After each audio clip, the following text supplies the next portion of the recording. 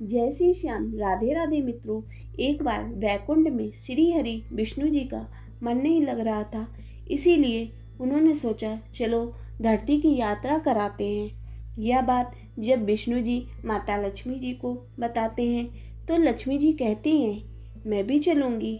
विष्णु जी मना नहीं कर पाते और वो बोले ठीक है चलो, परंतु मुझे एक वचन दो कि वहाँ पहुँचकर आप पूर्व दिशा की ओर नहीं देखेंगी।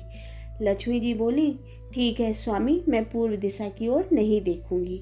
और जब विष्णु जी व लक्ष्मी जी धरती पर पहुंची तो वहां की सुंदरता व हरियाली को देखकर लक्ष्मी जी बहुत प्रसन्न हुई। माता लक्ष्मी धरती को देखते देखते कब पूर्व दिशा की ओर चली गई उन्हें पता ही नहीं चला। उधर से बहुत सुंदर सुगंध आ रही थी। माता ने देखा पास ही फूलों का खेत है जिसमें बहुत सुंदर सुंदर फूल खिले थे। माता लक्ष्मी ने बिना सोचे समझे उस खेत से एक फूल तोड़ लिया। उन्होंने सोचा इसे श्री विष्णु जी को दूंगी तो वो प्रसन्न होंगे। तभी विष्णु जी लक्ष्मी जी को ढूंढते ढूंढते आते हैं। विष्णु जी बोले मैंने आपसे कहा था कि आप पूर्व दिशा की ओर मत देखना, परंतु आप तो उधर चली भी गई और वहाँ से बिना पूछे चोरी से फूल भी तोड़ लाई। लक्ष्मी जी बोली हाँ स्वामी, मुझसे गलती हो गई, मुझे क्षमा करें। विष्णु जी बोले देवी आपने बिना पूछे ये फूल तोड़ा है, हमें किसी की वस्तु बिना पूछे नहीं लेनी चाहिए, ये एक तरह से चोरी है। अब आपको अपनी गलती सुधारनी होगी और जिस मालिक के खेत से फूल तोड़े हैं उसी के घर में 3 वर्ष तक रहना होगा। यह कहकर विष्णु जी वैकुंठ चले गए। अब लक्ष्मी जी ने एक साधारण लड़की का रूप बनाया तथा माली के घर के बाहर खड़ी हो गई। माली जिसका नाम गोपाल था, गोपाल के 3 बेटियां थी। जब वह अपने घर के बाहर निकला तो उसने देखा एक लड़की खड़ी है। तब गोपाल ने पूछा बिटिया तुम कौन हो, आज से पहले तो तुम्हें नहीं देखा है। तब लड़की के रूप में लक्ष्मी जी बोली मेरा नाम लक्ष्मी है, मैं एक अनाथ लड़की हूँ, इसीलिए हमें अपने घर में रहने की जगह दे दो।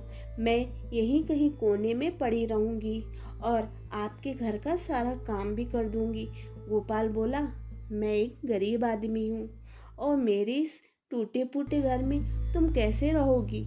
यह सुनकर लक्ष्मी जी रोने लगी। तब गोपाल को उस लड़की पर दया आ गई।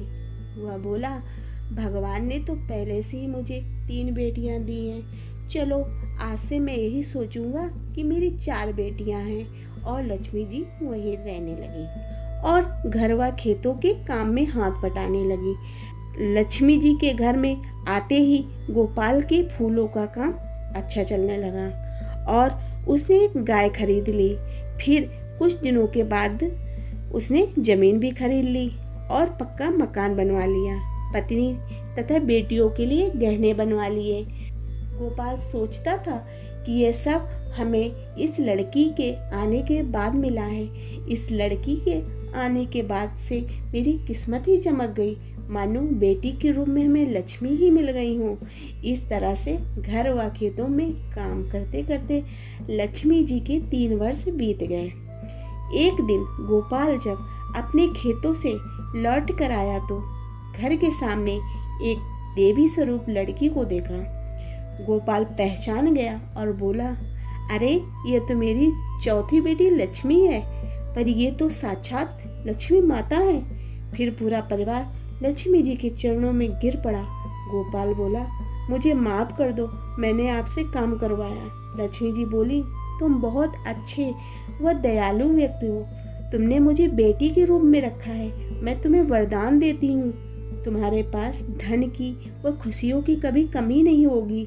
और लक्ष्मी जी वापस विष्णु जी के पास चली गई। मित्रों, आशा करती हूँ कि आपको यह कहानी पसंद आई होगी।